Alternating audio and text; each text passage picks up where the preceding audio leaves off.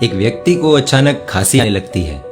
धीरे धीरे गले में खराश और थोड़ा दर्द शुरू हो जाता है और 2 दिन बाद सर्दी और हल्का सा बुखार आ जाता है। अब उसे लगता है कि कहीं मुझे कोरोना वायरस तो नहीं हुआ है, इसीलिए डॉक्टर के पास टेस्टिंग के लिए निकलता है। निकलने से पहले अपने घर वालों को एक बार मिलकर अपने दिल की सारी बातें बता देता है, क्योंकि क्या पता कल हो ना हो। टेस्टिंग करवाकर घर आता है। उसके बाद अपने आप को रूम में सेल्फ आइसोलेट कर देता है, क्योंकि अभी तक टेस्टिंग का जवाब आना था। अगले दिन अचानक एम्बुलेंस की आवाज आती है और जो पूरा परिवार नहीं चाहता था वही होता है। उस व्यक्ति को कोरोना पॉजिटिव आ जाता है। पूरा घर उस व्यक्ति पर ही निर्भर था, इसलिए उसे इस बात का दुख नहीं था कि उसे कुछ हो गया तो क्या होगा, बल्कि उसे इस बात का दुख हो रहा था कि यदि उसे कुछ हो गया तो परिवार की देखरेख कौन करेगा। ऐसे में उसे पूरी तरह कवर कर एम्बुलेंस से हॉस्पिटल ले जाते हैं। हॉस्पिटल में पता चलता है कि उसका इम्यूनिटी सिस्टम बहुत तगड़ा है और डॉक्टर नर्स सब मिलकर पूरी मेहनत करते हैं। उस व्यक्ति की रोज वीडियो कॉल पर घर वालों से बात होना, हिम्मत बढ़ाए ऐसी फिल्में दिखाना, चौतरफा इलाज होता है। अंत में ठीक 9 दिन बाद डॉक्टर फिर से टेस्टिंग करते हैं और शायद ऊपर वाला घर वालों की सुन लेता है। इस बार टेस्ट में कोरोना नेगेटिव आता है। सभी को नमन करते हुए हॉस्पिटल से निकलता है व्यक्ति। डॉक्टरों को खास धन्यवाद करते हुए कहता है कि आपने सिर्फ मुझे नहीं, मेरे परिवार को बचा लिया है। डॉक्टरों के भी आंखों में आंसू थे।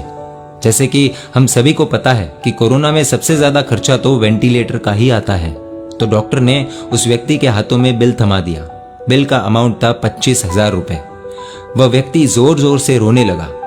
डॉक्टर ने 2 मिनट देखा, फिर दया आ गई और कह दिया कि दोस्त, आपको बिल भरने की जरूरत नहीं है, आप जाइए और अपने पूरे परिवार का ख्याल रखिए। आप रोइए मत, बिल हम भर देंगे, क्योंकि हमने एक व्यक्ति नहीं एक परिवार को बचाया है, तो बिल भर के ये भी पुण्य कमाने दीजिए। वह कोरोना के खिलाफ लड़कर जीतने वाला व्यक्ति बोला, डॉक्टर साहब मेरे पास इतने पैसे हैं, मैं पैसों के लिए नहीं रो रहा। सारे डॉक्टर चौंक गए और पूछा, तो क्यों रो रहे हो भाई? वह व्यक्ति ने जवाब में कुछ ऐसा कहा कि पूरे माहौल में सन्नाटा सा छा गया। वहां पर जितने भी लोग मौजूद थे और इस चर्चा को सुन रहे थे, सबके सब हैरान रह गए। वह व्यक्ति बोला कि 9 दिन वेंटिलेटर पर रहा, 9 दिन मैंने आपका ऑक्सीजन उपयोग किया और बिल 25,000 रुपए आ गया। आज तक पूरी जिंदगी में न जाने प्रकृति द्वारा मैंने कितना ऑक्सीजन लिया होगा, न जाने कुदरत से कितना कुछ लिया होगा, और कभी बिल चुकाने का सोचा भी नहीं। प्रकृति तो भगवान का ही रूप है और भगवान ने न कभी बिल थमाया और ना ही मैंने भगवान को इस जिंदगी के बदले कुछ दिया। ना ही कभी पेड़ पौधे लगाए, ना ही कभी प्रदूषण कम करने के लिए कोई पहल की, ना ही कभी प्रकृति के हित में सोचा और ना ही सोचने का समय निकाला।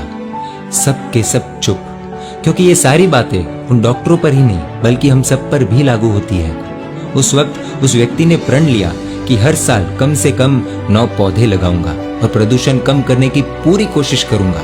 उस व्यक्ति के इस प्रण को देखकर डॉक्टरों ने और वहां मौजूद जितने भी लोग थे, उन्होंने भी वही प्रण लिया।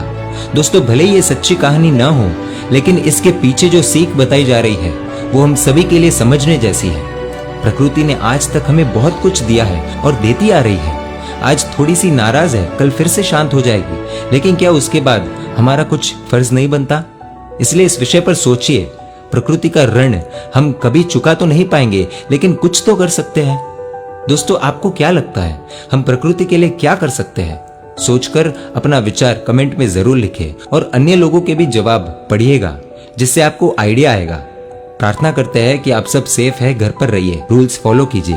वीडियो पसंद आया हो तो शेयर जरूर कीजिएगा और ऐसी कहानियों के लिए emotional video stories page like कर दीजिए।